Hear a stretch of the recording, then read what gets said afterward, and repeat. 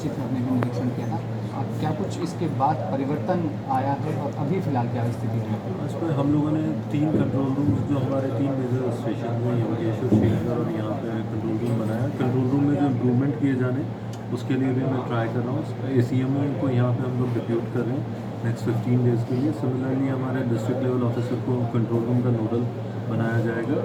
उनके साथ में डेटा एंट्री ऑपरेटर और जो एडिशनल ह्यूमन रिसोर्स की ज़रूरत है हॉस्पिटल स्टाफ को, वो हम लोगों ने अवेलेबल करवा रहे हैं। एक मशीन जिसके थ्रू आपका प्लेटलेट्स को सेग्रीगेट किए जाने की एक मशीन यहाँ भी फंक्शनल नहीं है, उसको इमीडिएटली फंक्शनल करवाए जाने की कोशिश की जा रही है।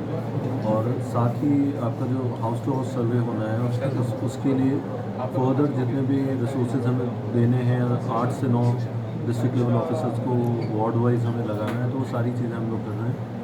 कॉन्टैक्ट ट्रेसिंग, रैपिड सर्वे, फीवर क्लिनिक की डिटेल्स लिए जाना है या रैपिड सैंपल्स लिया जाना है, ये सारी मेरी प्रायोरिटी में है। तो उन्हीं चीज़ों पर हम लोगों ने डायरेक्शंस भी दी और काम भी करेंगे।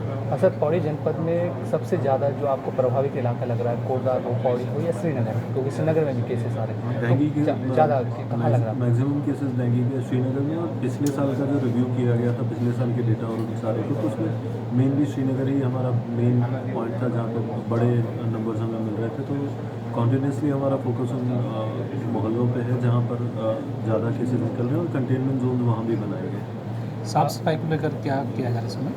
साफ़ सफाई को लेके हम लोगों ने यहाँ लगभग 92 लोगों को डिप्लॉय किया गया, जिसमें से 6 फॉगिंग मशीन है, उन पर 2 लोग पर फॉगिंग मशीन, और साथ ही 80 के आसपास 40 वार्ड्स के या 80 के आसपास नगर निगम के द्वारा कर्मचारी लगाए गए। तो लगभग 92 का स्टाफ फॉगिंग और लावे साइड के स्प्रे में इन्वॉल्व है। जनपद पौड़ी में है ना सब कुछ? नहीं, ये कोटद्वार का डिटेल मैं अभी आपसे शेयर कर रहा हूँ। बाकी श्रीनगर में भी सिमिलर लाइन्स पे है, तो यमकेश्वर में भी फॉगिंग और वो सारी चीज़ें चल रही है। और जो फीवर के केसेस हैं या इस तरीके के केसेस आ रहे हैं उनको पर्सनली मैं मॉनिटर कर रहा हूँ। जिन सब 3 मौतें हुई है कोटद्वार में डेंगू से, क्या कुछ उसका रीज़न रहा, क्या इलाज नहीं मिल पाया, क्या आपने जानकारी अभी तक? इसमें अभी जो मैंने रिव्यू किया उसमें डेंगू का जो शॉक सिंड्रोम है उससे 2 डेथ यहाँ की जो होना है, उसमें लास्ट मिनट में उनके डॉक्यूमेंट्स को जब चेक किया गया और मेडिकल ऑफिसर से पूछा गया, तो लास्ट मिनट में उनको एडमिट किए जाने के लिए इसमें सडन डिटोरिएशन चीज़ें करते। एक केस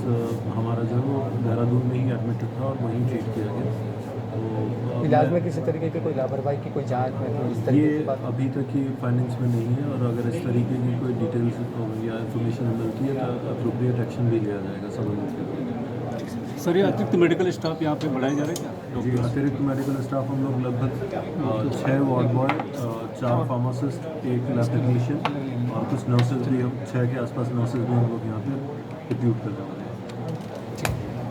सर, जयखाल में एक होटल को जो बोरिंग की परमिशन दे दी गई, इसमें विवाद हो रहा है और विधायक भी इसमें बोल रहे हैं कि जांच होनी चाहिए इस तरीके से, क्योंकि पहले से ही क्राइसिस जोन है। ऑनरेबल MLA सर की तरफ से जो एक इस संबंध में शिकायती पत्र हमें मिला है, उसमें SDM से आख्या मांगी जा रही है, और SDM से रिपोर्ट आने के बाद में जो भी आवश्यक कार्रवाई होगी की जाएगी। इसके अलावा जिला कृषि अधिकारी को अटैच करने की बात की गई थी, लेकिन अभी फ़िलहाल वो अपने पद से यहाँ से रिलीव नहीं हुए। क्या कुछ इस संबंध में मेरे सामने एक उनकी तरफ से जो लेटर आया तो प्रस्तुत किया गया उनके विभागीय अधिकारियों के द्वारा जी, और वो अगले 7 दिनों के लिए मेडिकल लीव पर जाना उसमें लिखा गया। अच्छा, कोटद्वार में सर एक स्थायी तहसीलदार नहीं है, नायब तहसीलदार तक नहीं है, जी, तो उसके लिए सर क्या कर रही है? इस संबंध में CRC की तरफ से भी रिसेंट प्रमोशन और डिप्लॉयमेंट हो रहे हैं, तो मुझे लगता है कि उसके थ्रू हम इस समस्या का समाधान कर पाएंगे। अभी ज़िले में 3 रेगुलर तहसीलदार हैं, उन्हीं के माध्यम से हम लोग एडमिनिस्ट्रेटिव वर्क्स को कर रहे हैं। सर, एक बड़ी समस्या सर और है शहर के अंदर, नगर निगम के अंतर्गत जितने प्रसाधन है उनकी बहुत बुरी स्थिति है, और आप कहीं भी अगर सर्वे किया जाए तो इतनी उसमें बदबू आती है कि पंजाब नेशनल बैंक तक मतलब जो है सामने करीब जो है 200 मीटर की दूरी पर है।